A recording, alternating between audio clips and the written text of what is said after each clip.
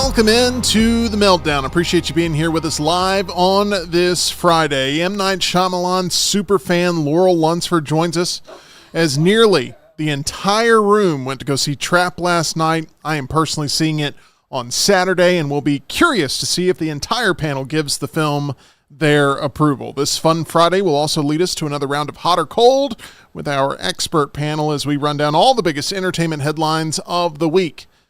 And with superhero cinema being back to a relative strong point, what were John's 5 favorite cameos in the soon-to-be $1 billion Deadpool and Wolverine experience? We will find out on yet another Luntz's List. It's all happening right here on The Meltdown as we are presented by MyBookie and broadcasting live from the Culver studio. 2 big balls in a tiny studio, teaching you and me about everything they know to make sound. A meltdown, it's the meltdown, time for the meltdown, coming for the meltdown, let's start the show. Thank you to all of you loyal and lovely Meltdonians that are joining us here, not only on the live stream, but over the course of the weekend whenever you decide to watch. We really appreciate you making us a part of your routine. I am Meltdown host Tim Melton. That is my co-host, Solution Man himself, Mr. John Lunsford, who got us up and running today. And John, a lot of people don't get to see the behind-the-scenes stuff, but you've been running around like a chicken with your head cut off. Yeah, when you turn the computer on and everything says, sorry, we're not working, even though everything is working. I don't know, but it's here. Technology can be fun for sure. I have a technology question for you right off the bat here. Okay. If I could lock you away for a week with just one current gen console video game, what console are you picking and what video game are you choosing? So PC does not count? Correct. Because I know Master Race. World of Warcraft would have been your choice, probably, right? I honestly don't know. I'll take Xbox and get back into Halo. You love gaming, but you don't love the current state of gaming. What is it missing today that it used to have in your mind when you really were obsessed with it in the early aughts? It doesn't have smooth online gameplay on console. There is on PC with various games, but I feel like to play like College Football 25, trying to play that online last weekend was a massive pain because EA is terrible with their servers. It's hard to navigate around. You know, I feel like a game like Halo does okay. Shooters do okay. But the experience is not user-friendly right now. But it's not super user-friendly. And I don't know, games on console just don't have the freedom the games on PC do. And there's a lot of things I play on PC that you just can't play on console because you have to have a keyboard and mouse. There's a lot of specifics and nuances you can't just do with a controller. But that's me being snobby about it. I will admit that. At least during this week-long gaming session, John, you may not have it worked out exactly how you want to be spending your time playing the game, but you would have your dietary concerns worked out because you have a plan thanks to Leslie and her board-certified team. I would. I assume I would have food if I was locked in there. So you would. We wouldn't deprive you of that. Tell people what I wanted. There's Tim weighing in, me weighing in, us looking a lot better thanks to Leslie and our whole board-certified team. With Way to Wellness, you can get a plan that will work for you, just like I have a plan that works for me. Tim has a plan that works for him. Jim Dunaway has a plan that works for him. My dad has a plan that works for him. There's Leslie in the background there kind of creeping into the video, checking on us, seeing how we're doing. We've lost over 90 pounds combined, and you too can do the same thing. Go to aplanforme.com. Learn more about our friends at Way to Wellness. Producer Tyler's back here with us. The Road to Perdition retro trailer reaction with Tom Hanks. It was filmed today. We will have that up on the channel for everybody to consume over the course of the weekend. Tyler, Road to Perdition, this was the first time you got a chance to see it, and it's not something you'll probably be revisiting anytime soon. No, it was really bleak, and I wasn't a fan of Tom Hanks or really the whole story, just in general, which on paper I should have been a fan of everything and should be an all-timer for me. But same deal with Gangs of New York. Can't stand that movie either. Just didn't get there for you. Laurel, you've owned a lot of physical media over your lifetime. Was Road to Perdition ever one of those movies that made the collection? I used to John can attest to this because he went upstairs and saw in my childhood bedroom. I pulled out a drawer and it had just tons of CDs. I would just buy CDs. I would go to Walmart because I would have an allowance, and I would just buy random things. I was I have to have. It's not always popular things either. In trivia, throwing it back to Wednesday, John and I had detailed conversations about Destiny's Child, which I now know he wasn't listening, and As Good As It Gets, because I went to Walmart and I was I have to have the As Good As It Gets soundtrack for some reason. I had to have it. So I probably do own Road to Perdition.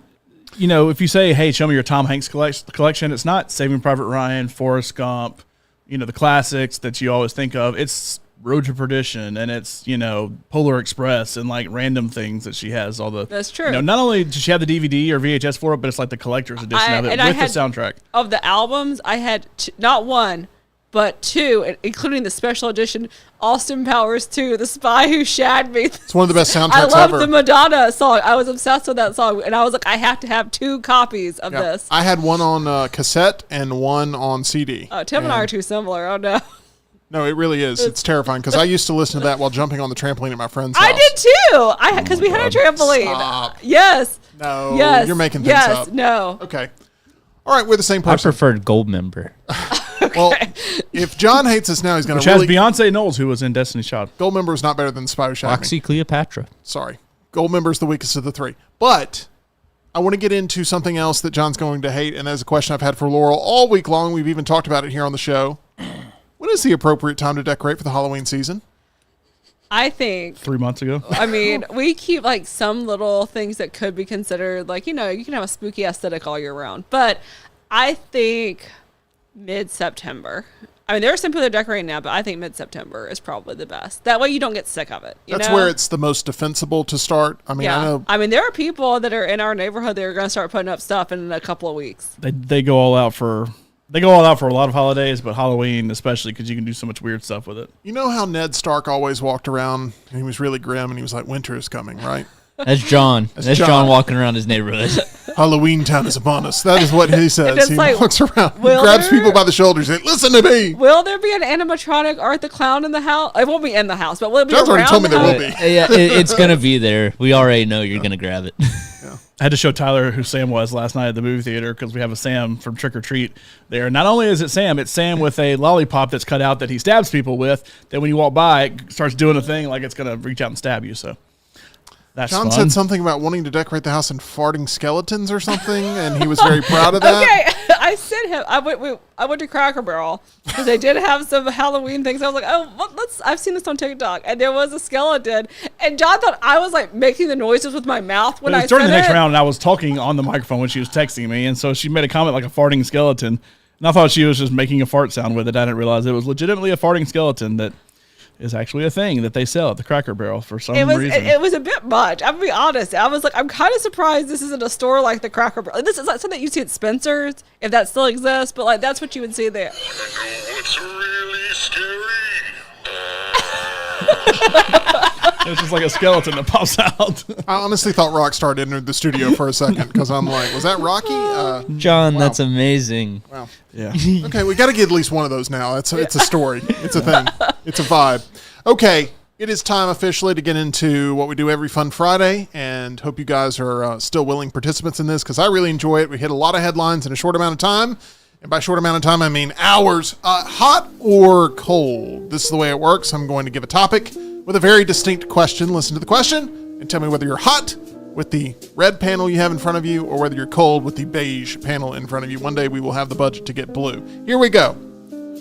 Director M. Night Shyamalan's Trap, which stars Josh Hartnett, about a serial killer lured into a police sting operation while at a pop concert with his kid, made $2.2 million in previews at the box office on Thursday. Are you hot or cold on Trap being worth seeing opening weekend? Hot. John, you are cold. You don't have to run on an opening weekend to see it. It's not like, oh my gosh, I got to see it opening weekend like, Deadpool was. Okay. So if I had changed the question to being worthy of something to see in a theater, would that have changed your opinion? Yeah, Okay, it's you probably catch it because the later? concert setting and everything is probably a little better to see in the theater. All right, Laurel, obviously this is your time to shine. This is one of your most anticipated movies of the year. M. Night is somebody that you've defended all throughout the years, through all the ups and downs, I creatively. continue to do so. You are an M. Night stan. Is that yeah, fair to say? Of course. Okay. It's like Eminem, yeah. You're wearing the shirt. Yeah. With his selected filmography on the back. So. I don't want you to tell me whether or not this is a top 5 M. Night movie. We will save that for a Laurel's list later Okay. here on the channel, so you do not have to tell me that. After Earth. But please do tell me whether or not it lived up to your expectations for it. I thought it was really good. It was a little bit different in the end. There was some things I didn't think it would delve as much into, but the overall at the concert, and honestly, since we've been to so many concerts, I can kind of see something similar to that. That would be terrifying if that was actually, if you didn't know it and then you found it out later, that would be scary. But I think Josh Hartnett, I didn't realize, because I think everyone's like 25 in my mind, like he's like close to 50. Like he looks really good. Like he aged very well, and he's at like a renaissance because he's on The Bear. He was in Oppenheimer. Boom! Oppenheimer now- love. Black Mirror. Black Yep, Mirror, yep, which he had the best episode. I would of highly Black recommend Mirror. watching that episode. And then now he's starring in my You show. know what Josh Hartnett has the luxury of, and Laurel, maybe you agree with this, maybe you don't, let me know. But people discount him going into a project, and then they're like, he was actually really good. He was in Wrath of Man a couple years ago with Guy Ritchie. He kind of has that Heath Ledger type of appeal because people like me, R.I.P. Heath Ledger, but people like me loved him from like 10 Things I Hate About You, A Knight's Tale, like Lords of Dogtown. I loved him in that movie. Right. So then when he got You cast, loved him before he was the Joker. Like, and then like when he was at Joker, I was excited because like I loved Heath Ledger. See, I 'cause, love like, Heath Ledger too before Joker, but like I think of Josh Hartnett like Freddie Prinze Jr. So like Freddie Prinze Jr. has some movie coming out where he has killed somebody and is like trying to hide him during a party at his house. I don't know if you'll see the trailer for that. I don't think it's a big movie. And then what's the horror movie he did?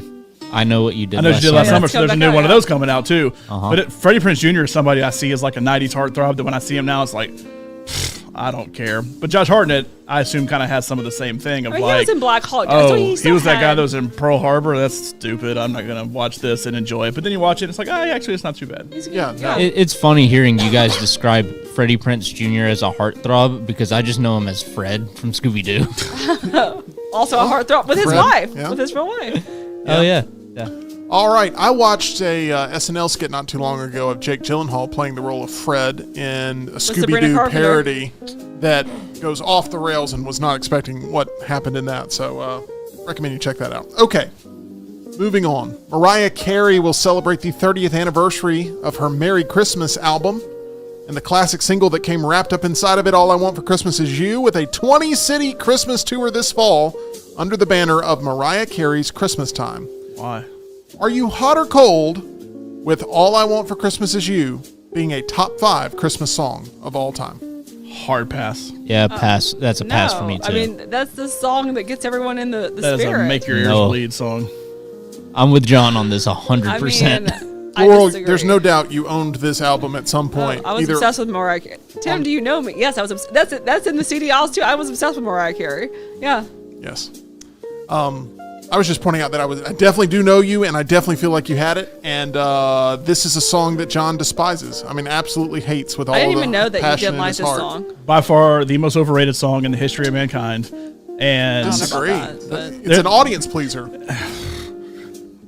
hard pass on this song. You know how, Ryan Brown has this like overwhelming hate for Lee Greenwood when it comes to the 4th of July. I am that way with Mariah Carey when it comes to Christmas. So even though you look way forward to the Christmas season, when you hear this song, you're like, I understand why some people hate this holiday. I think also, you know how you are about Yes, I Halloween? guess. How like you don't like me like saying, oh, it's time to decorate for Halloween. I don't like it when people start playing that Christmas music like in October. That's why I think people get tired of it because like you start Oh, hearing I also it. do agree with that. You know, because it's the first one you hear. Christmas starts on Black Friday. Right. Halloween starts, for me, October 30th, but really October 1st. This Mariah Carey tour is going to be a fall tour. Is that something you could watch in October and be satisfied with, going to her Christmas concert? I've seen her in concert. I saw her in Vegas a couple of years ago, and I liked that because she has a. I think Also, people think this is the only song that she has. Like, she has a huge discography. Like, But like just for Christmas, if this is just a Christmas tour, yeah, I mean, I would hope she does some of her other stuff. I know think she has plenty of songs. she'll probably just do her Christmas. There's a Christmas album, so it'll probably just be all She's Christmas just doing songs. Christmas. You're gonna wait for the song. Yay, she did it, and then leave. I just don't know about going in October to see a Christmas song. I just don't know. Tom Cruise performing a stunt is being promoted as one of the highlights of the Paris Olympics closing ceremony. A source close to the organizing committee has told this to a number of outlets. Are you hot or cold on Tom Cruise being the biggest threat to the life of Tom Cruise? Oh, 100%. Like, would you be surprised if something happened to him during this? Like, no one would really be that surprised, right? It would be awful, and it Yes, would. I hope he has taken the precautions, and a lot of it has already been filmed. The They filmed all of it. American portion of Yeah. it has already been filmed, but I mean, yes, he's going to do a Mission Impossible stunt that one day he'll just fall off a mountain and that'll be it. But I remember the one where he broke his ankle jumping from rooftop to rooftop and then continued on with the take, and it's in the movie. But I mean, it's like part of the reason why Tom Cruise is he's so stubborn with his stunts. is so far up there for me. Isn't the pitch of every Tom Cruise movie now like, hey, he could actually die during this one? Yeah, like, I think come that is see it. it. Pretty But much. by the time I see it, I know he's not dead, so it's like, cool, let's I know, watch it. but like, I don't want to watch him die. I'm terrified of his trajectory. I feel like it'll just end up being in the final Mission Impossible anyway. Like For they'll my just be final like, stunt. like you'll just see, like for example, the cliff jump with the bike. You'll just see him disappear into a cloud layer. The bike and him separate into the movie. Exactly. Where is he? And he probably has it in his contract. I want you to include that stunt in the film. I don't know if Christopher Exactly. McQuarrie is actually writing these. Whoever's writing it, but he reads that script for the final one, and it's like Ethan Hunt, has a glorious death at the end to save the world. It's like, well, I guess I know what I got to do. Holy mess. Harrison That's dedication. Ford. Harrison Ford's making headlines. He says acting as Red Hulk via motion capture for Captain America: Brave New World took, quote, not caring. It took being an idiot for money, which I've done before. I don't mean to disparage it. It's fun, and I enjoyed it. I had a great time. Are you hot or cold on this movie likely cementing Ford as the best movie president of all time? He's already in the discussion. Does this make it a no-brainer? I would agree he's in the discussion. I wouldn't say he's there, and this is not going to change my mind. So he's gonna get it done with not trying like every other Harrison Ford. You know You what? guys get tired of the Harrison shtick? He made it Ford sound didn't like give it's a crap. something. Yes, he's the best I president. think it's also because we were just talking about this the other day too. There's another actress who was in a Marvel movie that's very high profile that said something kind of similar, but like, oh, I can't believe I had to do this, but I needed money, blah blah blah.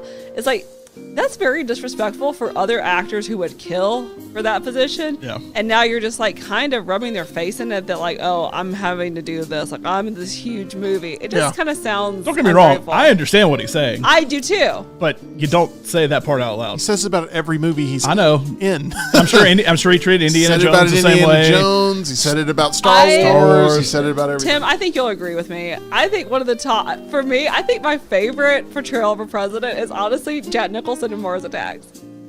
Wow. Yeah, no, I love that movie and I love really that do. performance, but for me, it's Harrison Ford as the president in Air Force One. Get off my plane. Yeah, get So- off my plane. Does Harrison Ford even like acting?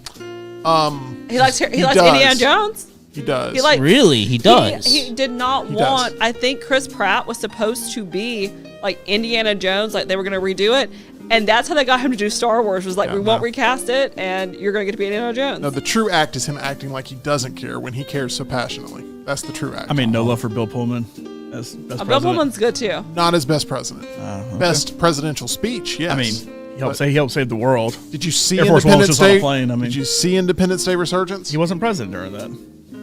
I but mean, he was there. He's but playing the same character who was 'Cause the the aliens made him go legacy of the crazy. president. It's bad. He It's couldn't bad. have been president that long. He's not. He's not president. Civil War is president. Jack Nicholson He's a played two former parts. though. president in that movie. He's a former president. It's the same character. I'm All not- former presidents go a little loony, down the line. Guess so. Next question here. Really intrigued by this answer. Pauly Shore continues to not get the blessing of Richard Simmons' family to make an unauthorized biopic. And unauthorized. Shore says he knows that Simmons wanted him to do it before his death, adding, quote, I don't even know if it was him tweeting disapproval the whole time. To be quite honest, I don't know who that was. The family says, What Richard had not done was text, email, or call Paulie with anything of support, not even to wish him good luck, as Paulie has stated multiple times.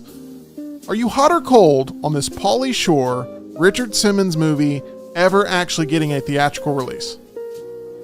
Cold, cold, cold. Laurel, tell me why it's probably not going to happen, because I the think casting makes sense, doesn't it? I mean, they do look similar. I just don't, unless it was like an A24 movie that's like a weird, kind of like, I guess, like how they did with Zac Efron and That Family. Maybe they could do something like that. I just don't see a major motion like picture company be like, we got to have this Pauly Shore movie out. Would like, anyone have demand for this movie? I mean, honestly, would it be something where people are like... And also, you don't know how he ended up, because like his life was so private at the end, and they're not going to spill, like the housekeeper, whoever it was that was, allegedly in charge of him, they're not going to spill what happened, so you're not going to have an ending to it. The thing is, Richard Simmons died in the public a long, long time ago, and him actually dying recently, like, I feel like everybody had kind of already moved on. And like, there were a few documentaries, like I think TMZ did one and all, that were kind of intriguing to see. That's also more of like the real story as opposed to what you may get in a movie. I don't know what the ultimate end of the movie would be. I think Pauly Shore is a perfect casting for Richard Simmons. But A, nobody cares about Pauly Shore anymore. And B, I just don't know that this story would necessarily have like this whole crazy American rushing to the theater to see it. Not that it's not intriguing, not that people don't know who he is, but... Was it ever completely cleared up, the stake bet between Jim and Lance on this? Yes.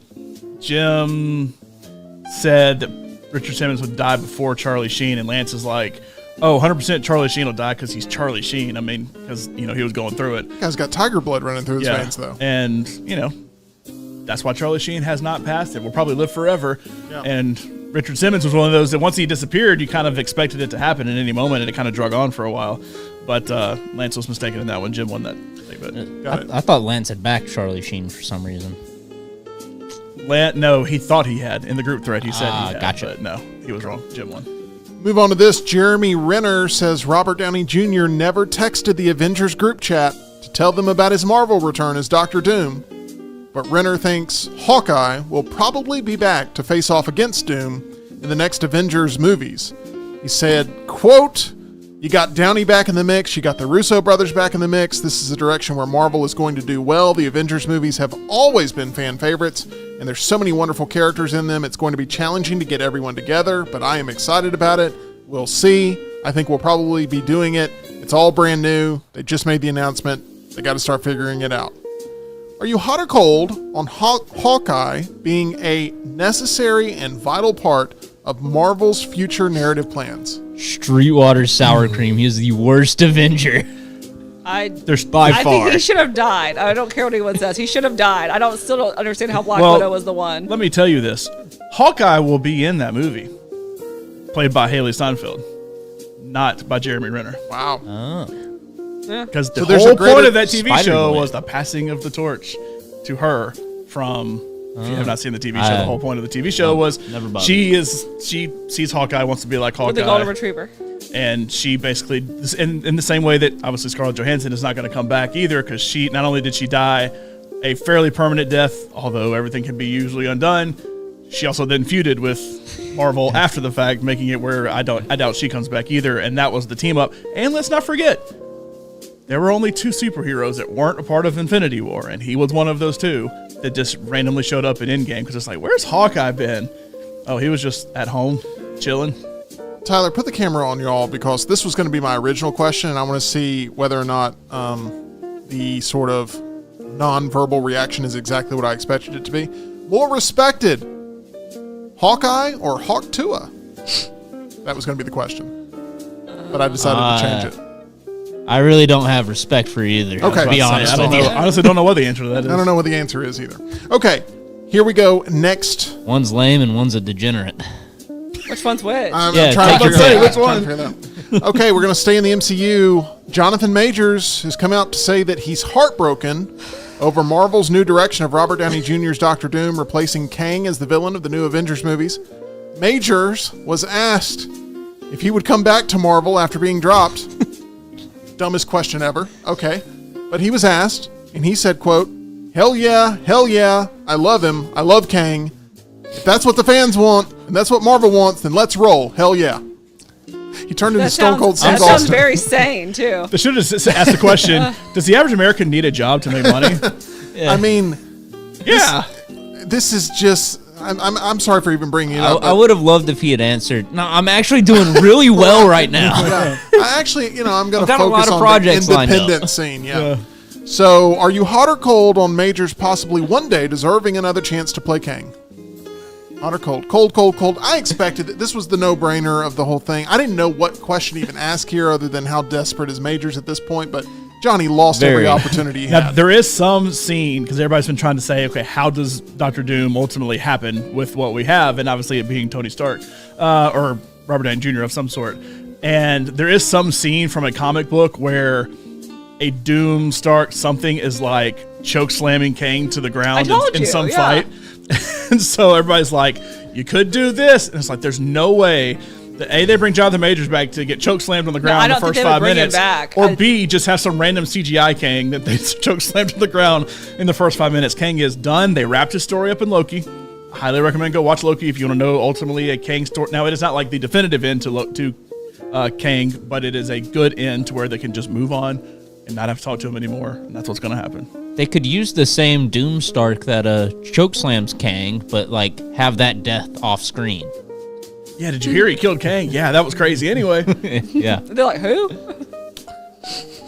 Jonathan Majors is never going to end up back in the MCU, but he keeps pushing. He keeps trying. I guess he figures it's top of mind right now, so let me make my play. But he's like, if the fans want it, I'm like, what fans are clamoring for it, especially after Quantumania? Nobody.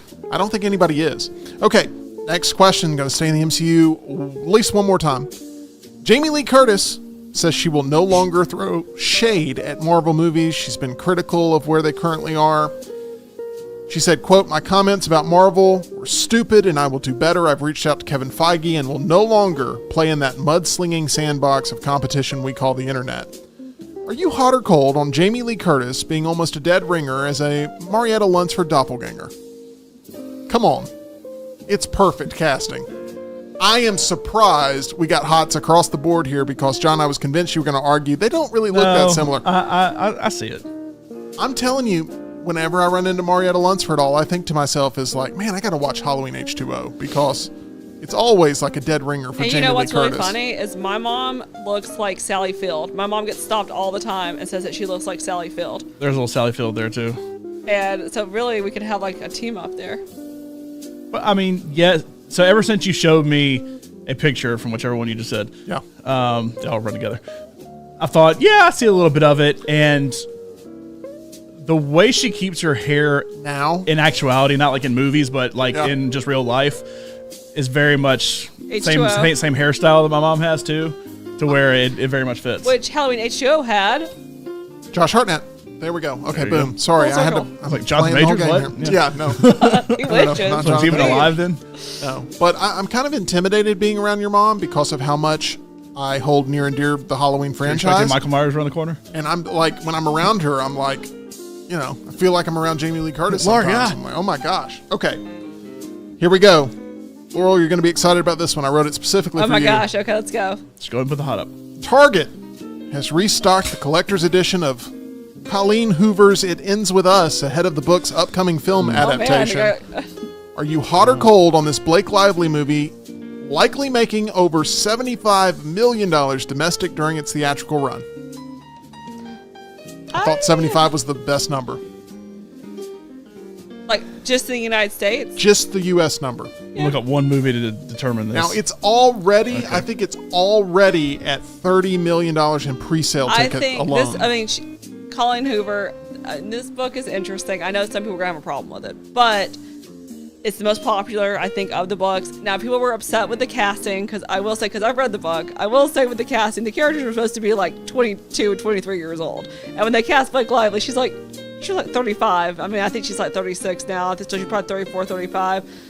The costuming looks awful, but I think I like Blake Lively a lot, and I think that she has now got the MCU crowd too, because she's done all that stuff with It's perfect time to launch it, right? When it's coming the out. Taylor Swift fans love her, so there's going to be like a lot of crossover, and people are going to drive to see this movie. Is this a movie, Laurel, that you would like to see Tyler's out of the theater reaction to? Yeah, I think Tyler actually would like it. Tyler, It's like, come don't on. do that to me. It's like, well, I mean, I thought it was. He'll come out and feel obligated to give it a good There's score now. intrigue. I Be think like, you would well, I like mean, it. was Do you okay. even know the story? There's so much going on in it. I think you would like it. Not like it. But Blake Lively dates her best friend's brother. He ends up beating her. And Don't she do meets a it. guy. That's the trailer. I haven't read the book. I don't know. Just- This is one You know, massive you have to spoiler do to you that it. even doesn't care about.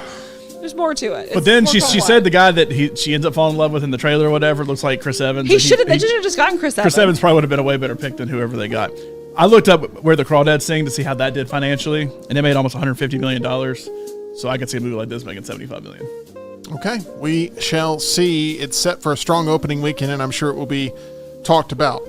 Will Tyler see it opening weekend? Yes. You'll have to stick around to find out. It's this weekend. Not well. I That's mean, next sorry, weekend. we're already past. week We're past from Trap, now. so I'm already moved on to the next week. But it's from next now. week. Sorry. So we'll see. I don't think I'll have enough tickets next week. Right, exactly. Borderlands, cuckoo, and then this. Okay. Yep. Next question. Another Laurel topic. I don't know what's wrong with me. Here we go. When it comes to like just thinking, Okay. I've got your brain when I'm writing this stuff. Britney Spears is getting her own biopic movie at Universal Pictures with Wicked and Crazy Rich Asians filmmaker John Chu attached to direct. Are you hot or cold on Britney Spears likely being a part of the talk show circuit promotion for this film, as in she will actually participate in doing interviews in her life story The movie? only way that they'll do it is it will have to be pre-taped. And they've got to find out that she's actually and alive. They will have to vet the questions. Like it will have to be. That's if she even gets out to do it. I mean, I can't remember the last time she even did an interview. Like I don't remember the last time she's been seen just normal doing anything. Like she's When always. she Any video I see of her like talking, she doesn't sound very cogent. The last with time it I remember at all. her at all being in public was when she tapped Victor Wembanyama on the shoulder, and you never saw her face, despite seeing Victor Wembanyama and all of his security guards clear as day. And I'm shocked she all knew you who see that is a was. blonde girl in the back tapping him after the draft, and I'm shocked she even knew who Victor Wembanyama is. I only knew who he was because I happened to be sitting over there on the next round when the draft happened. But A, she's dead. B, this is the musical biopic I have been looking forward to the most of anybody. But the story is not done, and until she is officially dead, that's when it needs to happen. Because this is depressing, but I'm telling you, there's going to be some end to this And story. she's getting off a rocker again. It's gotta so I don't happen know. And I before love you Britney tell the story. Spears. I hope that she has a good ending. I really do. The last time, because I have followed her career forever, because I was a Britney. You talk about Mariah Carey. I was a Britney stan back in the day, and I still love her. Was at the VMAs. It was probably about 2 years after she had that bad performance, and she went to kind of got healed up and everything. And I remember her going to accept her VMAs, and she basically, there was someone there with her to just say, okay, thank you, and let's keep it going. Like she didn't make long speeches. Whereas beforehand, she used to give long speeches. She used to talk. She's very, coherent with things. So that's the last time I can even remember her going to an award show and accepting anything. I think that she was has years ago. an intriguing enough story to do either an OJ Made in America style length documentary, or even it's a scripted thing, like a series more so than just doing a You know movie. who I think could play her? Is Millie Bobby Brown. They look very similar of when they were at that age together. Like if you see Millie Bobby Brown now, Wow. I- I don't hate it. I see a little of it. because that's don't how hate it. Britney used to look back in the day when she was like a Yes, 19. I actually think you're on the money here, Yeah. completely on the I money. think she would be because whenever I see her, I think of like young Britney Spears. That's what I think of. Like when she wears like the crop top and She has that blonde wig and Stranger Things a little bit, yeah. The only issue with this biopic is you wouldn't be able to have the family involved with the production in any way, because you already know, like, the Spears family has a history of sort of covering up and lying to make the image better. So, And Jamie Lynn has a whole story kind of in there too. Like, how do you approach that? Like, there's so many aspects of this one movie cannot do it justice. Tyler, you talk about trust. There is a team of dental professionals that I trust, and it's really tough for me to get numb. And every now and then I'll look at Dr. Brown and I'll be like, hit me, baby, one more time, because I can't possibly go through something with the amount of pain that I went through in previous dental experiences with other dentists. This is a team that cares about your comfort level for sure. And Dr. Brian and Dr. Jeff, they're the very best. Located on Grants Mill Road. Visit them at Alabama Dental Associates. I am always thrilled to make my visit over there. I happen to be scheduled for an appointment here in just a couple of weeks. I'm looking forward to that routine cleaning where they're going to make sure everything's looking good with my dental health. That is the solution that I have found for all of my checkups, and I'm so happy to be sharing it with you. I hope you'll make the appointment now as they're accepting new patients at Alabama Dental Associates and see what makes them the best for yourself. 205-956-8977. That's the number to call and become a patient at the dentist of my choice there at alabamadental.com. Make sure that you visit them as they look forward to seeing you. And Dr. Brian, I know, looks forward to seeing us back at the poker table as he will be back. He feels like he's in John's head. Maybe he is, maybe he isn't, but he will be trying to wreck your poker dreams on this upcoming Monday night. We'll give an update on that. But I'm actually playing decent this season, so good luck with that. You certainly are. All right, we move on to this. This is a subject that I don't think anyone's going to be excited to talk about, but I'm going to bring it up hopefully one last time. Roadhouse director Doug Liman is still angry over not receiving any back pay compensation for the streaming film, which has earned 80 million worldwide viewers, according to Amazon. Saying, quote, "I didn't get a cent. Jake Gyllenhaal didn't get a cent. Producer Joel Silver didn't get a cent. That's wrong." Are you hot or cold on Amazon really doing nothing wrong during this year's Roadhouse rollout drama? Hot in defense. Had to make this a question. I mean, if you signed a contract saying you weren't going to get any back pay or royalties, you can't be upset when you're not given any back pay or royalties. And you ain't going to beat Amazon when it comes to lawyers, so you're going to lose. This is what Lyman said. My issue on Roadhouse is that we made the movie for MGM to be in theaters. Everyone was paid as if it was going to be in theaters. And then Amazon switched it on us and nobody got compensated. However, Gyllenhaal says it was known from the very get this was going to be a streaming movie, that they took more up front in order to be able to get this thing made in the first place. There's a little bit of back and forth here. However, I don't think Lyman is going to be hired for Roadhouse 2, if I had to guess, from Amazon MGM Studios. I am not a Jake Gyllenhaal defender. We all know this, but I would believe Jake Gyllenhaal saying that more than I would believe because he probably got this paid director. what he was supposed to have gotten paid, like up front. If that's typically what they do. And Amazon would probably tell him, because if they had said this is going to go straight to streaming and he hadn't agreed, then they may would have changed their mind. But if they say, hey, it's going straight to streaming and he's cool with it, then that's what it is. For the actor, you'd have to think maybe they were like, hey, if this movie does well, we'll bring you back for a sequel. So that means you probably would get more from coming back for a sequel than you would from that. And for this even to be a dispute, you have to assume that someone had confidence in it for this to be released theatrically.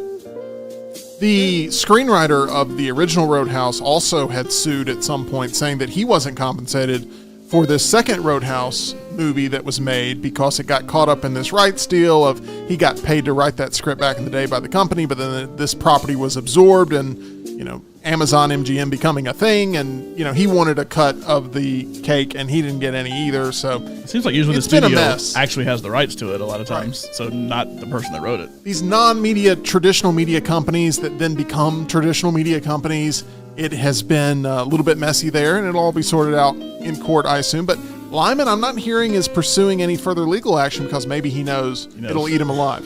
Okay, next question.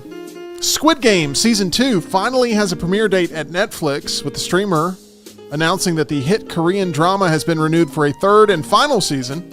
Season 2 will drop on December 26th, the day after Christmas. John will be listening to his Mariah Carey CD one last time. While the third season will premiere sometime in 2025, were you hot or cold on Squid Game Season 1? I actually never saw it. Never watched it? I watched it, but I watched it with it had like the English, but it was like kind of the dub instead of like the dub subtitles. And I thought it was interesting, but I knew because John told me the twist on it, so it wasn't as like intriguing. What a shocker! I didn't say it, but I feel like it's one of those things that honestly, y'all are disagreeing with me. I think it might be like a Euphoria thing. Like I think it had its time and it's past. Like people, like how many years has it been since Squid Games? Like 4 or 5. I don't know if it's been that long. I want to say it was like year after COVID or so. It's like 2 or 3. I thought it was like 2020 during I feel like COVID. It was 2 or 3. feel like it was 2 or 3. So I mean, but even in that span, like everyone's time span I may be wrong. is like this. So It was 21. 21. So, I mean, that's been 3 years. 3 years. September 21. It's just been, have people moved on from it? Like Yeah. it's, I think. And I feel like the shock and thrill of what the show was. and we had the reality show too. The reality show actually was pretty Yeah. entertaining, but because they basically did a real life one where obviously you didn't die, but they're pretending like they killed you.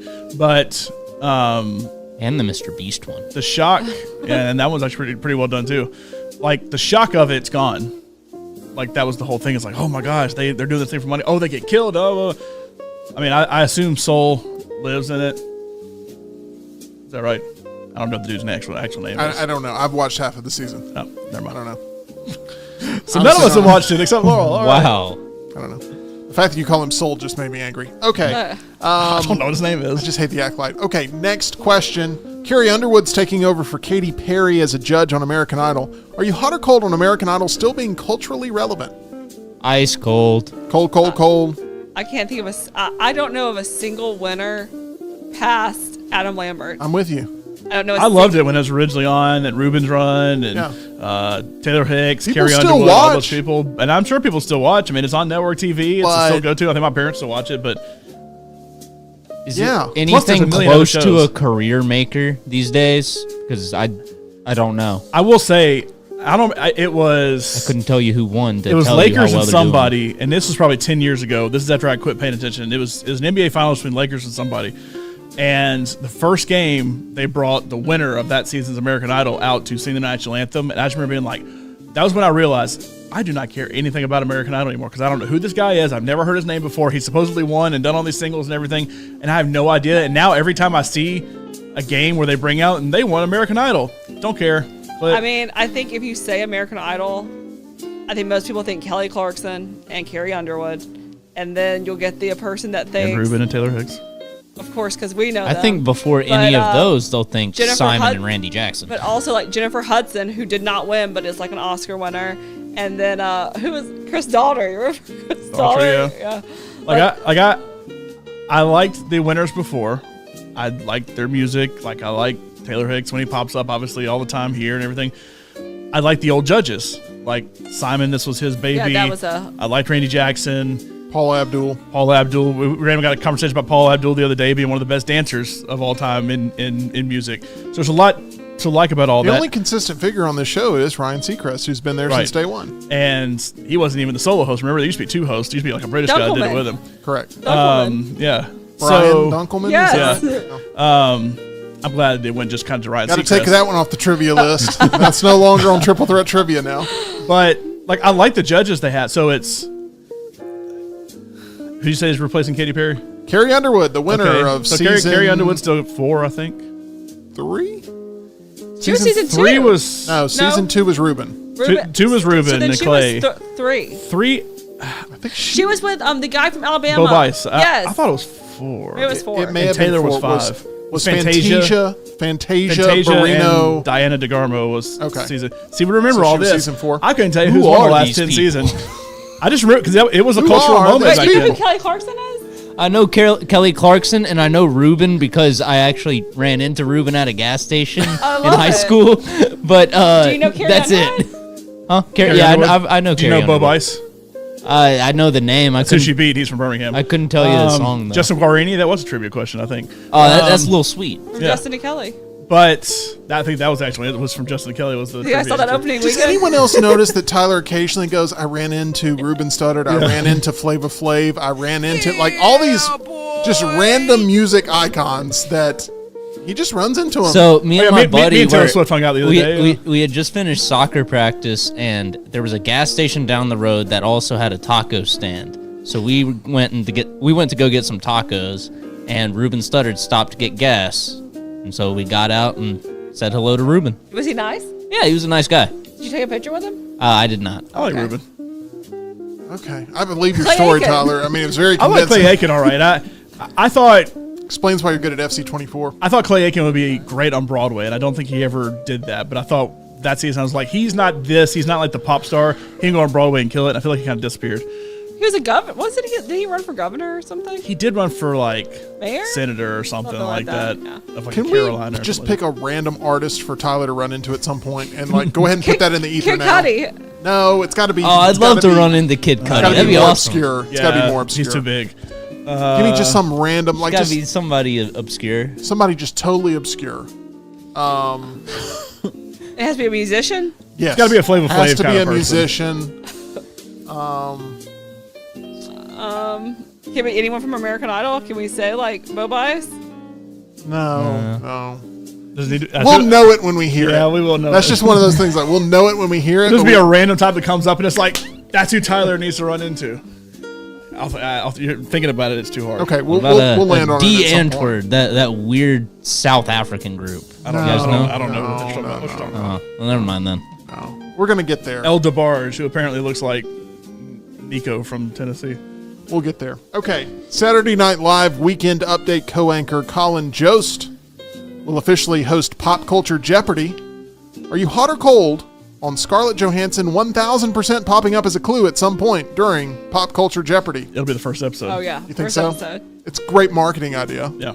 I mean, but it's going to happen. It'll probably be in the marketing. Well, that's the one Is she going to question. give the clues? Is she We'll going to show. do a whole category where I she mean, gives the whenever clues? they do that special thing where they roast each other, they always bring up Scarlett Johansson. Well, and if it's pop culture, there's a million pop culture moments you could have Scarlett Yeah. Johansson be a part of, especially if it's Marvel. I told Tyler this the day after. I have not told you yet, John. I meant to bring it up on the show. The most shocking thing for me in our superhero draft was you never went with Scarlett Johansson as Black Widow. Because it was out there. I really like Scarlett Johansson. I did not care for Black Widow, so I don't know that I would go like, oh, she's Black Widow. Like, I didn't. That's not a character I feel like you typically hear a lot about compared to all of the other ones that we did mention. You feel, I think you were playing a strategy of, while you think Scarlett Johansson may be perfect casting for Black Widow, you were trying to play to the public. I was, but even on Sentiment. my own list, if I could have chosen 15 names from the 24 or whatever Wouldn't we it come did, up? it still probably wouldn't have come up. Okay. I just really like Scarlett Johansson as an actress. And she should have lived, honestly. So she very much fits into just doing good. Nobody's ever movies. dead in this universe, as we've seen. Well, I still firmly I'm still believe that upset. is the one that is Nobody's- fully dead because A, the way she died, and B, she fought with Disney. So Nobody's ever fully she's, dead. She's done. Jimmy Kimmel and John Mulaney have both passed on the job of hosting the next Oscars on March 2nd. Are you hot or cold on Colin Jost and Michael Che being tapped to split the duties of hosting at the next Academy Awards? please not Joe. Whatever. What was his name? Joe Coy. Please no. The Golden Globe. Please. No, I'm still recovering from Has anyone Joe heard Coy. from him since that? I mean, I have not heard a thing I have about not heard him. a word from him. Honestly, I didn't. I kind of knew Oh, the it's name awful. before, but honestly, didn't really know much about him before. It makes me so uncomfortable to think about that I performance. he think, gave. and this may be an unpopular opinion, I don't know. I think Colin Jost and Michael Che are the best Weekend Update people ever. I mean, there have been a lot of good ones, but there's a reason they've been doing it the longest. There's a reason they're still going really, really strong. I think they're hysterical. I really like both of them away from Weekend Update and when they're doing it. You're talking about pairings, right? You're not talking about just. I mean, I know. I mean, that- I'm comparing them together, not like Colin Jost specifically is the best Right. or Michael Che, but pairings. I can't pick a better pairing. I still know go it back hasn't always and been watch pairings. Norm hosting Weekend Norm Update. is like iconic because of. He was ahead of his time almost, where people respect it more now than they respected even when he was on Did the Amy desk. Poehler and Tina Fey ever do Yeah. it together? Oh yeah. Yeah, oh, yeah. Yeah. My They were thing great. is, Did Jimmy Fallon do it? with Yeah, Tina with Tina Fey. Fey. yeah. Okay, all right. my thing is like the older people. I like the older people. Don't get me wrong. I'm not saying it's never been good until now. That's You not the respect case. them. I respect them. I liked the side cast so much better then that when it's like, hey, let's bring on so and so Right. playing a role. Adam Sandler. Yeah. That was so good. And the back and forth was part of it with the host, but Right. that part was so good. That's what made Weekend Update then so good.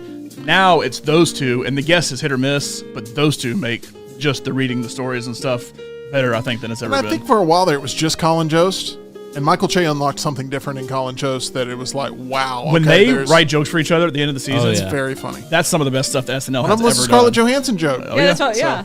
Oh, yeah. Anyway, I think that if I'm the Oscars and my job is to find the next host, I don't know that you could do much better than that. I agree. Were you cold on that, Tyler? You were the only one cold on that. Tell me why. Yes, not because it's Colin Jost and Michael Che. I think they're great. I love their the banter, them playing off of each other. I just don't like award shows or the hosting ceremonies around them. It's just so boring. you're in I'd rather favor- watch anything else. You're in favor of the no host route, which they did. Oh yeah. And I hate it. I hate it not having I a think host. you could pull it off, but I don't think it's been the few times you've had it. I don't think it's been Yeah. done right. Because like there was one, Kevin Hart got fired, and then they ended up, I think, just going with no host, right? No, they had. Wait. there's one that Idris Elba was like a half That host. was the SAG Was it Awards. the SAG Awards? Yes. Because that was That on was Netflix. really weird though too. It's like they said there's no host, but then Idris Elba kind of sort of ended up being the host because he'd pop out every now and then. Yeah. It's like He just sort of stepped up to the say plate. Idris Elba is the host instead of trying to treat it however you're trying to treat it. What if you play into the whole like protests around AI and the writer's strike, and you just have a computerized voice that's like Oh, man, Steve I Buscemi can't or even somebody imagine. doing the, Yeah. SAG doing the after jokes. people would lose their mind, which is everybody in the audience. So no, Yeah, good point. no, it would be a huge point of contention. By the way, how about Be a good Colin? bit. How about Colin Jost during the Olympics gets to go to Tahiti instead, which is on the other side of the world from France, but it's a France-occupied territory. So that's where they're doing surfing. He goes out there. He has the best assignment ever on the history of the world, and decides to injure himself. I don't know if you've seen what his feet look like. But he walked. So they're doing surfing, and so he's trying to report from in the water, and he stands on a coral reef without special shoes on, and just destroys his feet. And there's pictures out there of his feet all bloodied up and just ripped to shreds. Oh my It's like, gosh. dude, you had the best assignment possible for being an NBC person they wanted to use. And he totally screwed it up. And now all you might talk about is Colin Jost's toes. This is all news to It's, me. it's fascinating. Go look it up. It's all news to me. I just remember after watching the Oscars, we had our post-reaction show and everything, and I think it was Laurel who brought to the table, like, John Mulaney would be a good host, and they, I they thought he was reached out. so funny. There was something that he did, and it was after Joy Kim. It was like they did some type of other awards ceremony, and you should look it on YouTube. It was hilarious because he talked about reading for a part in Frankenstein, and he was like, and it was to read for the role of a young cop, and he was like, no, he's like, I'm not being asked to play young cop. I'm asking to put like To audition for Young Cop. It audition. He's like, and yes, I submitted the tape, and no, was I like Young did Cop not get number the 3. part. It wasn't even Young Cop number 1. Yeah. How about this? Is Rain Potter when you mentioned Oscars this past year? Maybe not a good pick. What about John Cena? I was thinking that. Not bad. I think that'd be good. Not bad. I think that'd be a really good pick. Yeah. Good fourth choice. I mean, Jimmy Kimmel, I think I they like should Jimmy have Kimmel. they did it, I think, out of courtesy, like, hey, if you wanted it, yours. But I like think Jimmy Conan Kimmel, would be and like I totally hosting. understand Kimmel backing out off of it. I don't like John Can I give you Mulaney. this one? And this person's already hosted, but Steve Martin and Martin Short. Yeah, Oh, I'd take that'd be a that. good one. Come And on. Selena Gomez. Just have all three of them do Sure. it. Yeah, sure. Why not? That'd be the young crowd. Them. Yeah. Yeah. I've got one more SNL-themed question. Jason Reitman's movie about the first broadcast of Saturday Night Live has been set for release. October 11th, 2024 is when this film comes out. The release date is particularly significant since October 11th is the same date of the legendary comedy show, which will be launching its 50th season this fall, was first broadcast. Are you hot or cold on the idea of this movie, if executed perfectly, potentially leading to Oscar discussion? Is it a rich enough piece of source material for people to go like, ooh, this could be a really, It's really... It's just about the first episode, like the beginning. It's about the launch of Saturday Night Live. That I don't very think that's first enough. episode. I just really like Philip Seymour Hoffman's son, so I'm gonna say yes. He's in the movie. He's like one of the main characters. Okay, so yes. is this Was a movie? John Belushi an original? Yes. That seems like a role he would play. I don't know. Yes, Belushi was original. I don't think there's enough. Bill Murray just was not. at the beginning. Like if you said this is the early days, Yeah. sure. If it's a whole history, sure. I don't know if there's enough. Just that.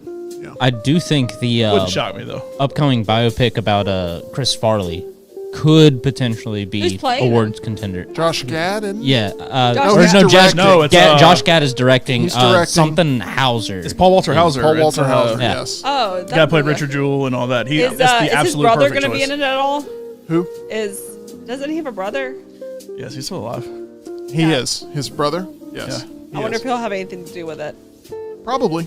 Yeah. Probably. I mean, you have to get his approval to sell Yeah. the film. So Yeah, directed by Josh Gad. I- Paul Walter Hauser starring in I'm it. really excited. I think the movie's just called Saturday Night. I'm really excited for this. I haven't seen an ounce of footage from it, but just the premise. I'm And a Lorne big- Michaels is power behind it. Yeah, I think this is going to be incredible. So we'll see. All right, just a couple more. 3 more.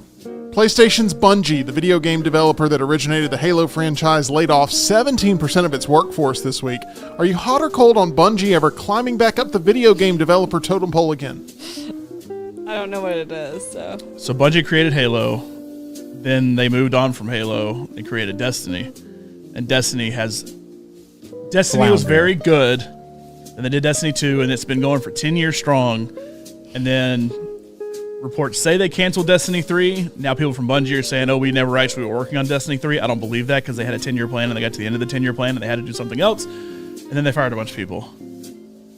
I think Bungie, and before that they did Myst, and they did a couple of other games before they did Halo. They're one of the most iconic brands in all of gaming, and are responsible for Halo, which is arguably one of the biggest game franchises in history. Oh, no doubt. But I think they're done. Oh, that's got to be tough But because say no because you said no. I mean, you picked Halo as your game you'd be locked in with. And they and I moved know on. that's not Bungie. Halo's but, 343 now, which is just a Microsoft. Basically, Microsoft owns it. But So 343 has a brighter future in your opinion than Bungie? 343 is basically just an offshoot of Microsoft now, so is. Microsoft ain't going anywhere. It's got more. And any Halo that does happen in the future will be 343, and like 343 is behind the TV show, which I know has been canceled now. But Bungie didn't hardly miss, but I think it's just a sign of the times, and Destiny is done, so I think they're done. Okay, two more. Kevin Costner's Horizon and American Saga. I can't say that without laughing. Okay, here we go. Kevin Costner's Horizon and American Saga Chapter 2 is set to world premiere at the Venice Film Festival in September after its U.S. release was pulled. Are you hot or cold on most everyone at the Venice Film Festival having probably not seen Horizon Chapter 1 as they sit there to watch Horizon Chapter 2? I was thinking about this in the movie theater last night. The Strangers Chapter 1, the Strangers Chapter 2 is coming out next month. Like, think about that movie did well enough in theaters. I can't go back. I can't go back. Look, I'm sure Venice is much different than Sidewalk, which is the only film festival experience we really have around here. But, there's so many things a lot of times that you only really hear about the big stuff. There's a ton of movies that Beetlejuice is kicking it off. like, They're the first film. Cannes and Venice. There's actually a lot of stuff. Joker 2. You hear about the big stuff like that, like the stuff that's already going to get wider release, essentially. It just makes me think, like, I sometimes choose movies that I know that's going to be packed, but this one looks intriguing. I'll go over here. And you walk in, you're the only person in the theater. I can only imagine Horizon is up against something like Joker 2, and everybody goes to see that. And it's like, over in theater B, you have this over there, and then there's one person that's like the super fan, and that's it. And nobody else shows up to even see it. If you're and it's Kevin Costner Costner, himself. look, if you're Costner, you're thinking, this is all I got. This is the only play I got. Buzz. It's all I got. He had like a 7 or 8 minute standing ovation out of Cannes, and it led to no buzz. Every Really? movie. Yeah, those don't count. It is like at the get it. low score. I get it, but that was part of the marketing strategy. And so his only thought is, I have to premiere this here to just save the franchise. But is this is just going to land on streaming? I just don't know why he thought anyone would want to see this. Like, I mean, I just don't. I mean, this. Yeah. This is Rebel Moon. It just happened to get the a harshest theatrical thing release. I've ever I mean, heard. am I wrong? No, I mean, you're his not. ex-wife got out of a real sketchy situation. There's only two things I don't believe when it comes to movie marketing anymore.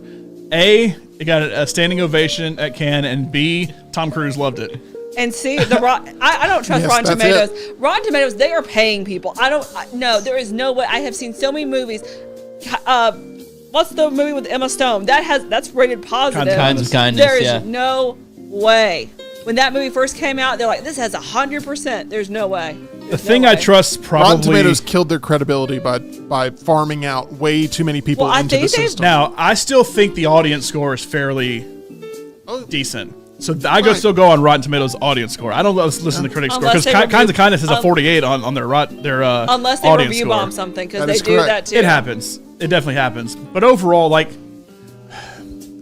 not to bring up the Acolyte again, God. but that's something that's like a 10%. It may have been like a 40%. Overall, it's still rotten. Like, I feel like even with review bombing, it may make the number way worse. This is 48. If it had been review bombed, it would have been like a 12.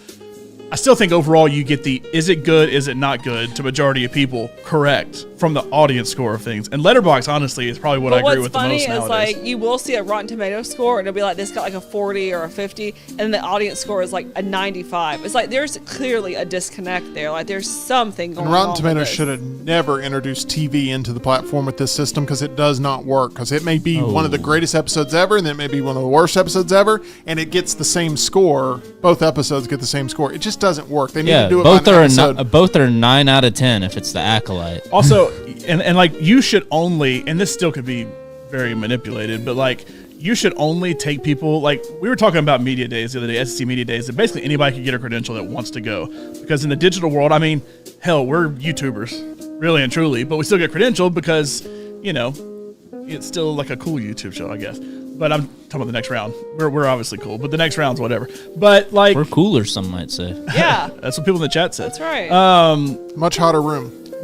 But like, you could probably say like, hey, I have a TikTok account with X amount of followers, and they'll probably still credential you for media days. But like, Rotten Tomatoes reached so far out. It's like, hey, you had the New York Times review of it. You have, you know, the Chicago Sun-Times or whatever Roper works for. You have certain things that are insanely credible overall.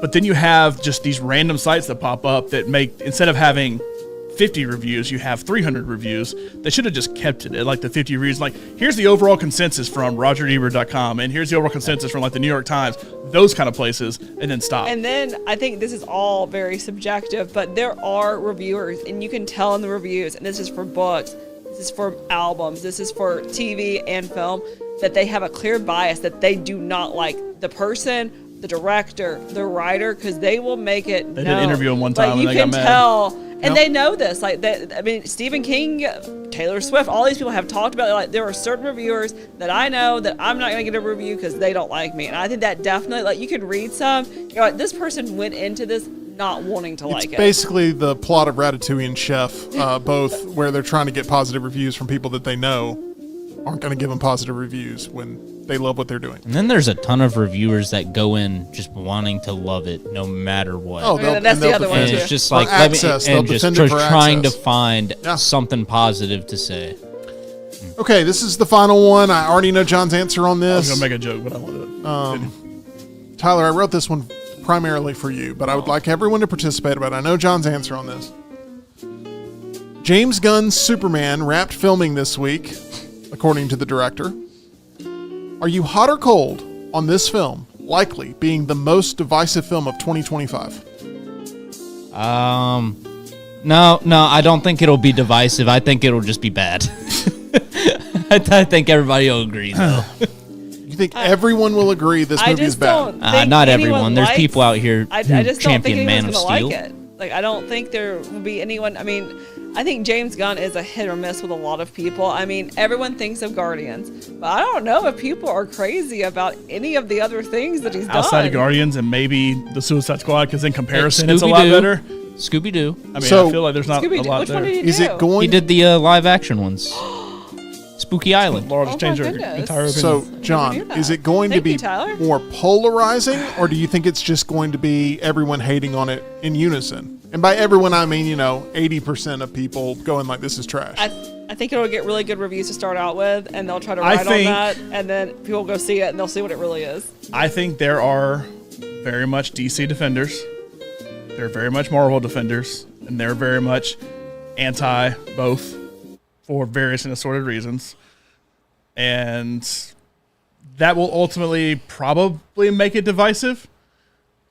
But I'm more leaning in the camp of Tyler that I think it'll, like, if it has like a 30% oh, approval rating, then it's not divisive. I would be shocked if it has a 30%. If it has, I'm going to say divisive really and truly I'm thinking 60 would is be where we're 60. at.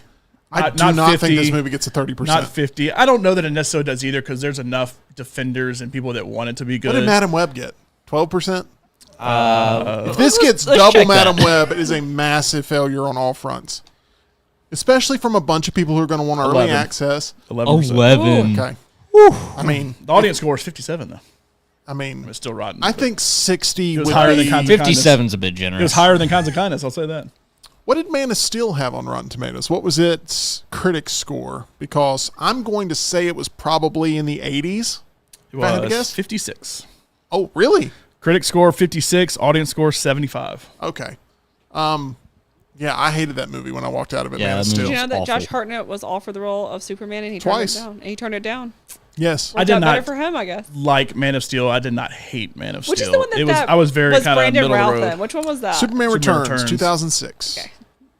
He was on a soap opera. We just and talked about. I was, Josh Hartnett turned that down. I was right? shocked when he got offered that part because he was a soap opera actor. It's like, we just but- talked about that, but you're like, that's what. the number one movie in the world currently. That's Deadpool and Wolverine. It's a little over a week old now, and it's time to officially unveil, with spoilers in tow, which big surprises were the most rewarding with another edition of Luntz's List. What is this? What is this? Luntz's List, Luntz's List, oh. What is this? What is this? Luntz's List, Luntz's List, oh. Luntz's List to buy. Luntz's List to buy. Luntz's List to buy. Luntz's List to buy. Alrighty, John, name the 5 cameos that were the absolute best to witness in Deadpool and Wolverine. If you haven't seen this movie yet and you care about the cameos, now would be your time to check out. However, I get to spoil things. We have been dropping throughout the week details about Deadpool and Wolverine that only those that have seen the movie will fully understand, and this is going to be one of those segments where John gets to live in his happy world of spoilers. It's not a spoiler really anymore because everyone's had an opportunity to get out there and catch some sort of showing of this. It's playing everywhere multiple times a day. So, John Lunsford, I want you to name those 5 cameos that made you the absolute happiest. How'd you approach this list? I'm not going to include anything that was in the trailers. So, like, I don't consider Daphne Keene. It was, but it also was very much promoted in the trailer. So I'm not really considering that, essentially. Although, I know what you mean. The promotional material, anything that wasn't deemed a surprise, you're not including. Yeah. Yeah. That's pretty much my only thing to say, because it's like, well, what about such and such? And it's like, yeah, but they use that for the promotion. And it's really it's more about characters than performance. So that's also you're not rating, like, just for anybody that may be confused, you're not rating like what were your 5 favorite performances from the movie. Right. It's very much like which characters popping up made you go like that choice. And I assume that there was at least 5 where you go, I like that move. I like that choice. I'd say there were 6. Okay. Well, one's kind of but at least 5. But we'll Okay. We're going to start off with number 5. Laurel, you loved Deadpool and Wolverine. I did. John is someone who also loved Deadpool and Wolverine. I did as well. Tyler's warming up to it more after every showing. I'm glad. Okay, this one should be higher on the list, Now, in my opinion. everybody would say that.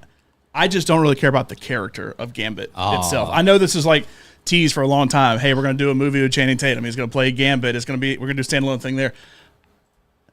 I just don't really care about Gambit himself. I feel like we never got enough of Gambit in the movies to make me care about him. And in the comics or the cartoons, I'm sure it's more prevalent. Gambit has a little bit of a Coach O flavor to him.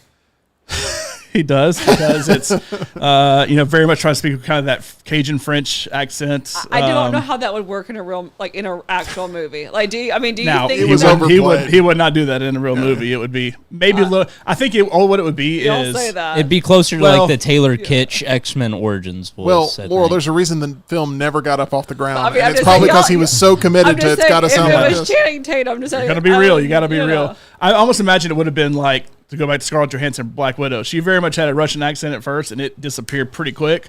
It would have probably been something like that. So did Scarlet Witch.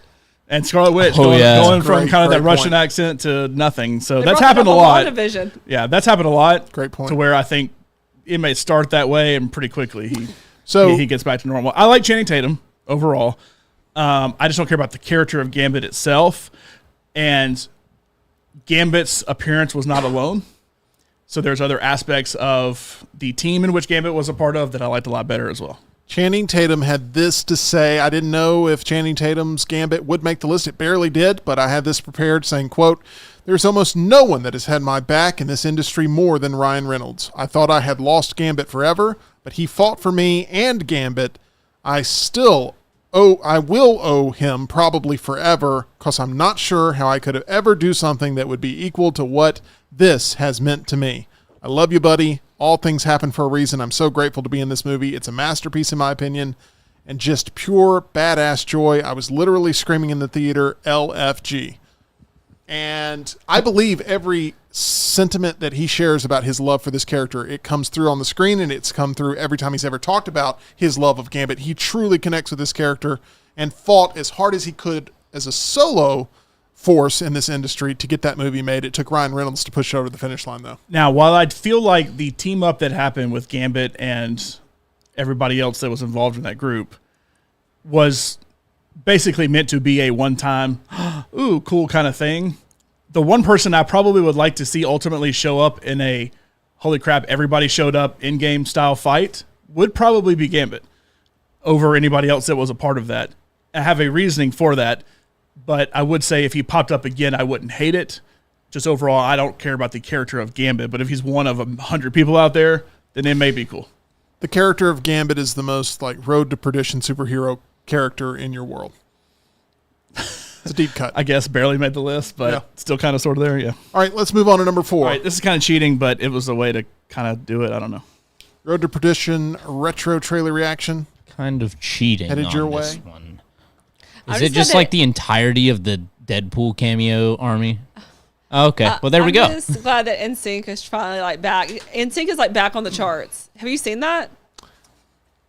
Every Instagram reel I pull up now Has has, bye, bye, bye. yeah, it has the back. rotoscoped Deadpool One of doing my the dance. first thoughts after this, we talked about it here on the show, was I said that opening title sequence will be like the most viewed thing on YouTube when it comes out and it's like 4K. This is the scene yeah. from that movie. I'm That'll be sorry the that- most viewed scene of the whole film. I've been searching like crazy, waiting for somebody to just put it out there and leak it, and it's finally starting to get some HD aspects of it. So I'm like, ooh, cool. I'm gonna sit there and watch it on repeat tonight when I get People home. are just going to watch that over and over and over again on YouTube. Anyway. Yeah.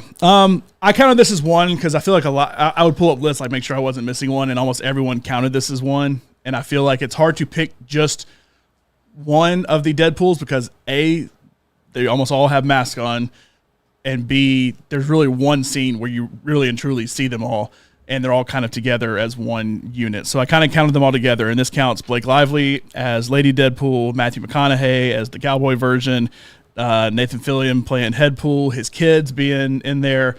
It's kind of all one group, so I kind of counted them all together. But I thought it was cool kind of giving his whole family a chance to be a part of it, bringing in a massive name like Matthew McConaughey to kind of randomly be a part of it that I feel like is one. You could have thought of a lot of superheroes to potentially come back. I would say Gambit coming back because that's very much something that had been talked about for a long time.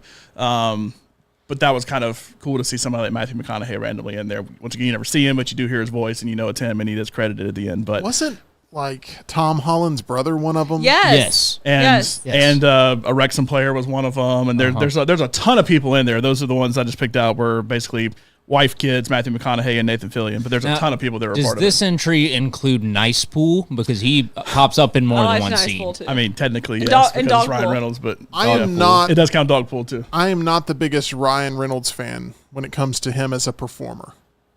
But everything I hear about Ryan Reynolds behind the scenes, I grow so much more respect for him and what he does to bring his friends with him to every level and what he does to elevate others. And I mean, you've got to respect that. And this movie is the best representation I've seen of him bringing so many people along for the ride of his life and enjoying that with him. And this scene in the movie is a reflection of that with all the different Deadpools, which is why I think it ranked as high as it did on the list. So let's It's go like ahead. the action movie version of Adam Sandler. Yes, There you go. absolutely. Yeah, that's good. Adam Sandler here is the only reason why we would make a Deadpool. Can you imagine Adam Sandler playing Deadpool, though? How weird that would be. Oh, the You voice, know what? That'd be uh, pretty good.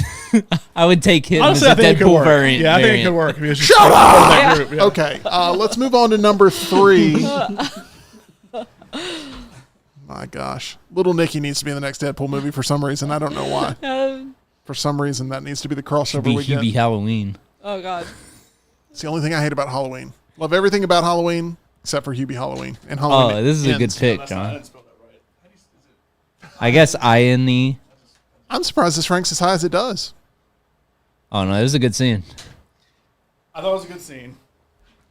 And I like the whole you very much make fun of Disney and the MCU at where it is at that point, but then come in and just trash, hey, at least we're not DC. At least we're not doing things they were. You've literally gone through how bad Man of Steel was. Now I still think Hated it. Henry Cavill as Superman wasn't that bad. Correct. But Ben Affleck as Batman's the not movies- bad. The movies are garbage. the movies were not necessarily good, and so Some he got people to would come disagree in. with that, Tim. So Ben Affleck as Batman being bad?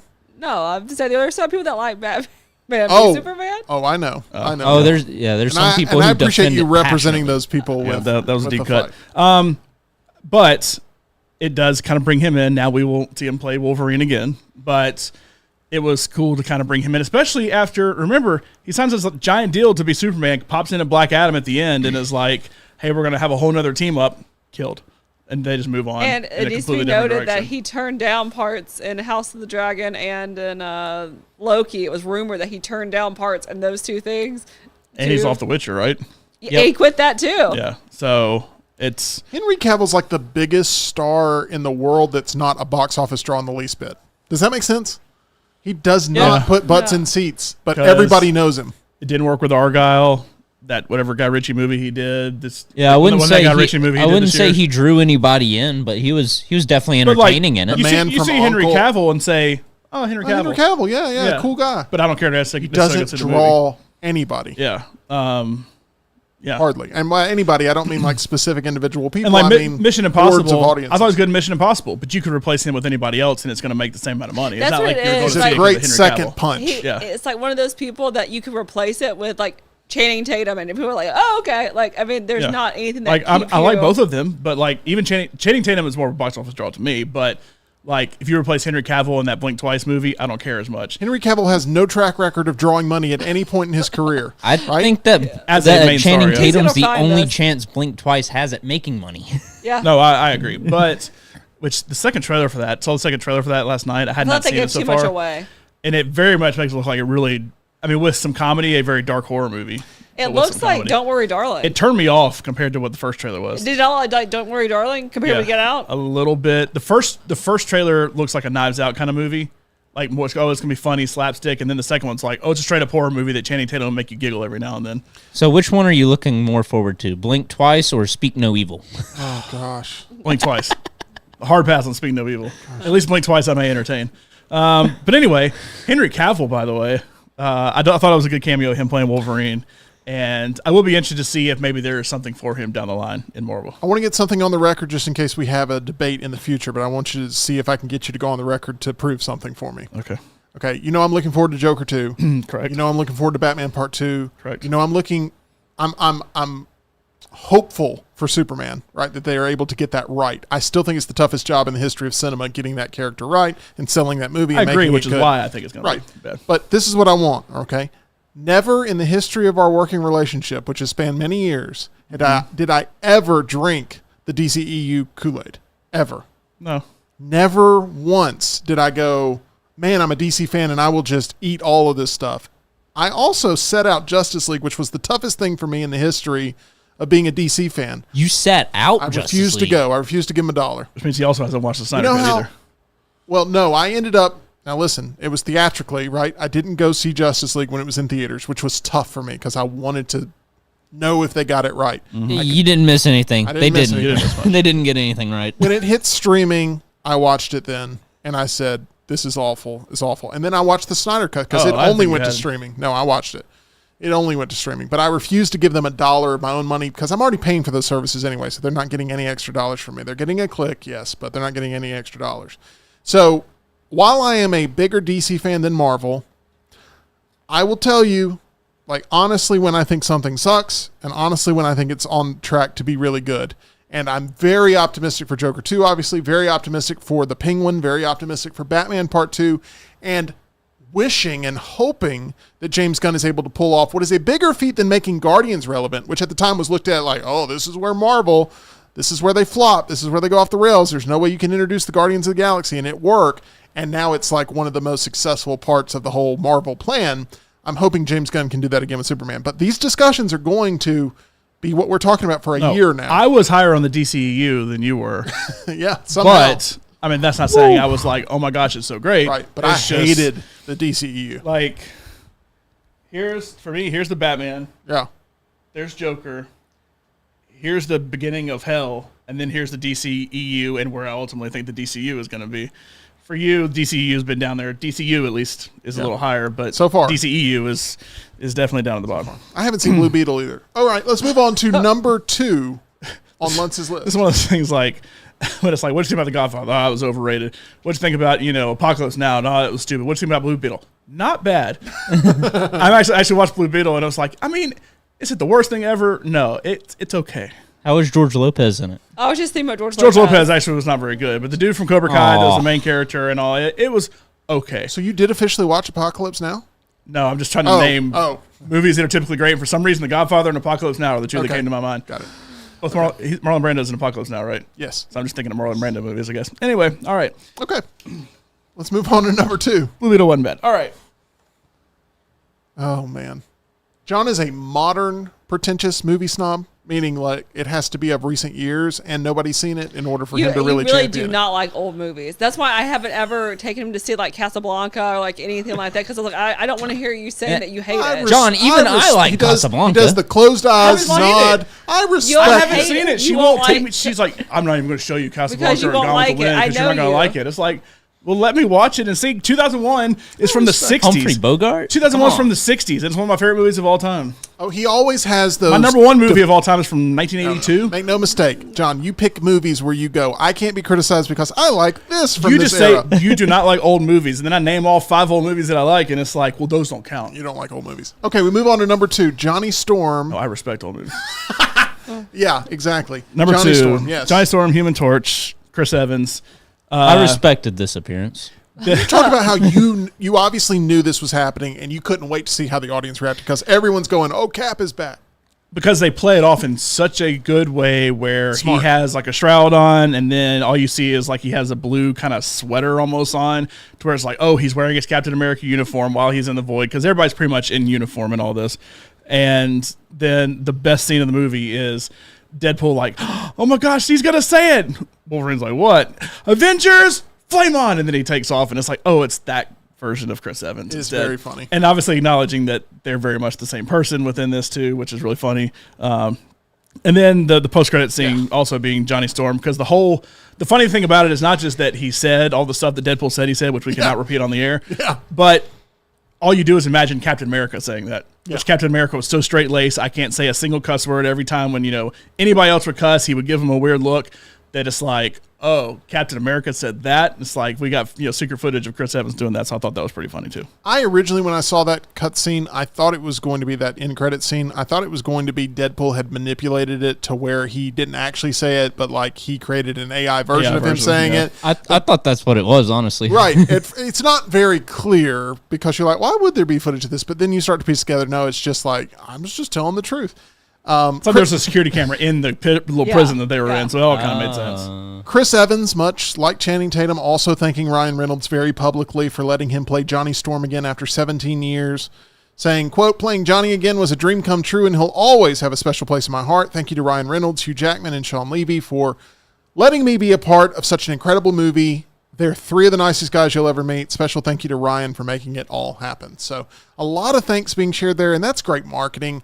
And it's genuine. I really do feel like it's both. And when you have that, you have the type of success that you have with people going in, rooting for a film, and everybody that's a part of it being a team that's moving in the same unit. So it's really good. Same direction. It's fantastic, the momentum that this movie's had, and it's going to have a stellar second weekend.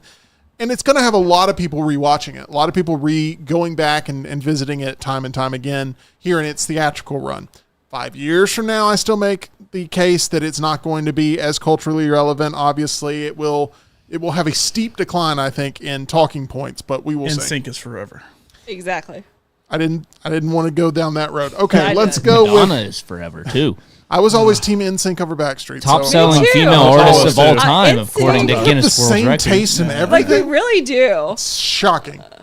Okay, number 1 NSYNC is much better than on Backstreet Boys. Luntz's list. Where are we going?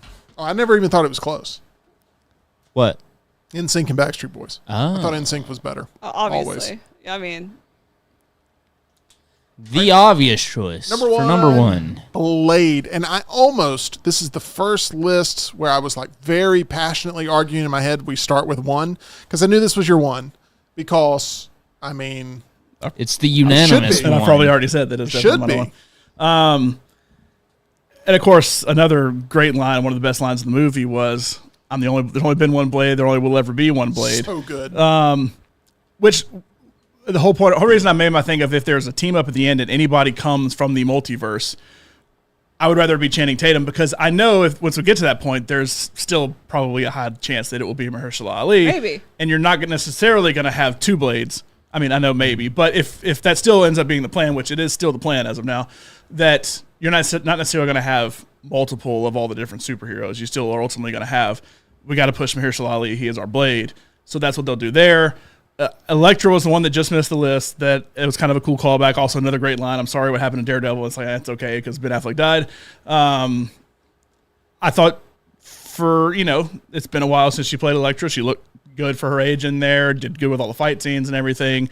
Still live in that sequence. Who's your dialect coach? The Minions? Yeah. Like the way it's delivered. It's just so perfect. But all the people that and X23 or 24, whichever one she is, being a part of 23, yeah. being a part of that. 24 is the bad. 24 Yeah, 24 was the bad Logan. Yeah. But I thought all of them very much fit into the story. Were really good cameos. Obviously, they spoiled Daphne King being in it, but in the trailers.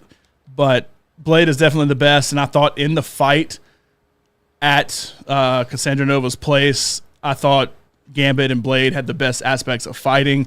You get the mini Wolverine aspect of X23, and then you get Elektra not doing quite as much in the fighting because it was more about showing off Gambit that everybody really wanted to see on the big screen, like really using his powers and all that, and then Blade being back. So I like Blade in this. I thought Wesley Snipes still had it, that if they ever did want to use him again, he absolutely could do it. I just don't know that they necessarily will, but I would love to see it. So great when Blade dropped the ice skating line, brought that call back to Blade 1. And by the way, what did I say was my favorite Blade movie? The one with him and Deadpool in it. So Wesley Snipes said, quote, over the years, we've had like that. very interesting conversations, some of them very substantial, some of them not.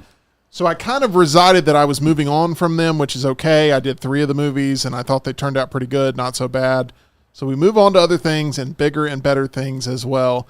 He was also very happy that Ryan Reynolds had kept him as a part of the thought process. All the reports where Ryan Reynolds and Wesley Snipes hated each other and that they didn't get along during the filming of Blade Trinity, and the fact that Ryan Reynolds reached out and extended this invitation and Wesley Snipes was like, you know what, it makes sense to me, let's do it. And the whole conversation was like, Marvel's in if you're in. But if you're not in, if you don't want to come back, if you feel like there's bad blood, it's fine. And Wesley Snipes, I don't know if it's a money thing. I don't know if it's a pride thing. I don't know what it is. But he was very much like, let's do it, and made it happen. it was Wesley Snipes' birthday earlier this week, and he got brought up on the next round. And so everybody started jumping in there because they're like, best Wesley Snipes movie. And They want to say Tu Wong Fu? well, so I don't even remember what movies they brought up for it. It was like White Men Can't Jump. No, Yeah, that was one. Well, and so everybody I said in the chat, I was like, he may or may not have been in the highest grossing movie of the weekend, like saying obviously he was in Deadpool. And so then finally like Jim or somebody called and it's like, oh, what was the highest grossing movie of the weekend? Deadpool, he was in that. What was he in that? It's like, what do you think he was in that? He was a superhero that he played. But then instantly some of the chat was like, y'all have no love for Tu Wong Fu. And I would have said it's Laurel's burner account, except for somebody that's always in the chat. But I was like, maybe Laurel is always watching this show and commenting in here because Laurel's obsessed with Tu Wong Fu. I watched it like 2 weeks ago when y'all were up here playing. She made me watch it.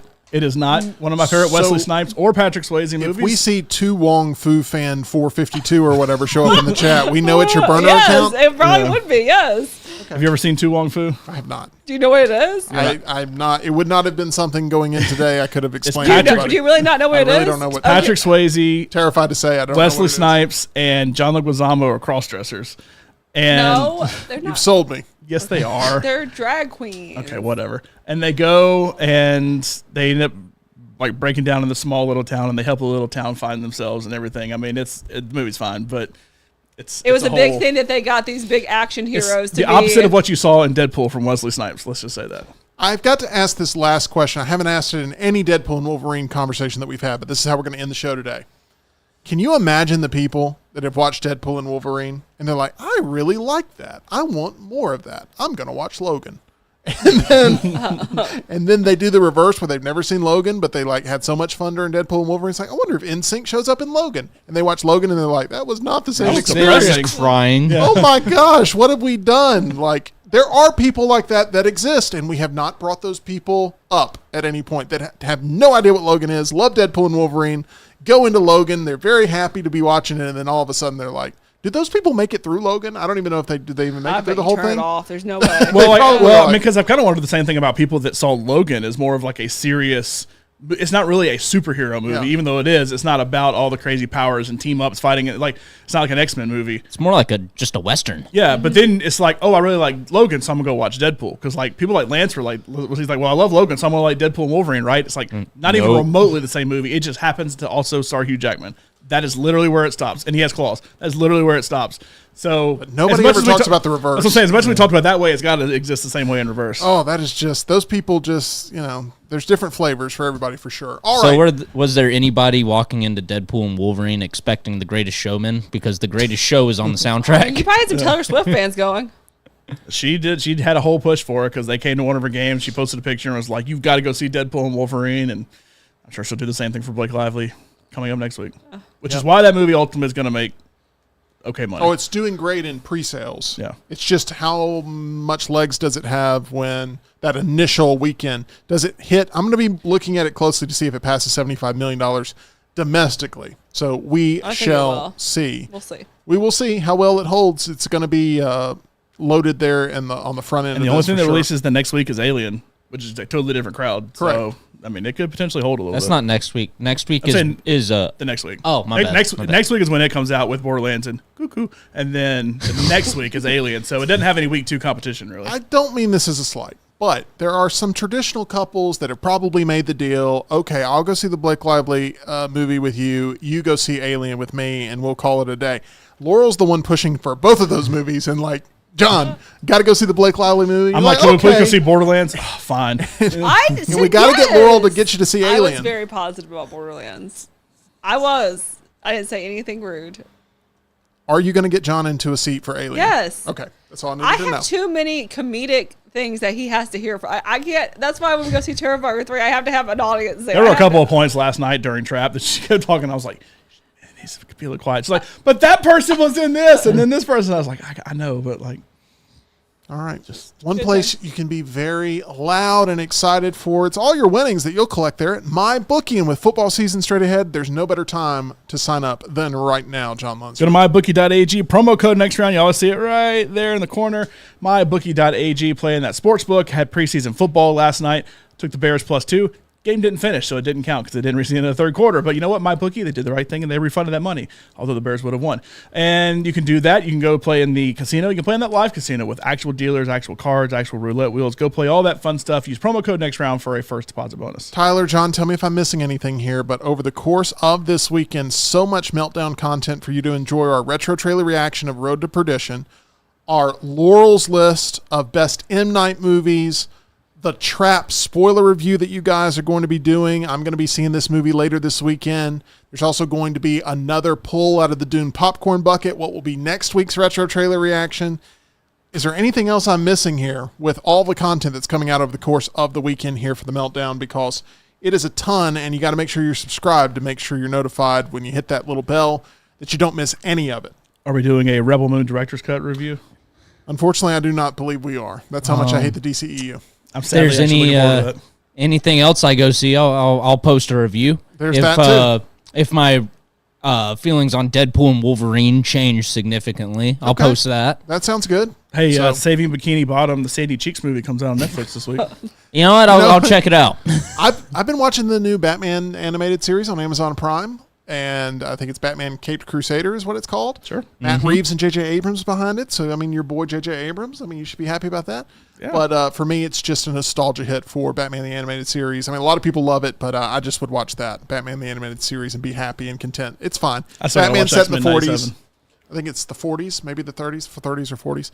And then we appreciate Laurel Lunsford stopping by for another fun Friday edition of the show. A big weekend for her. We'll be talking M. Night movies for sure on Laurel's list. All right, that's going to do it for us here on The Meltdown. Make sure you hit that thumbs up button for us, and we appreciate you being here. We'll be back with you live Monday, 2 p.m. Central, 3 p.m. Eastern.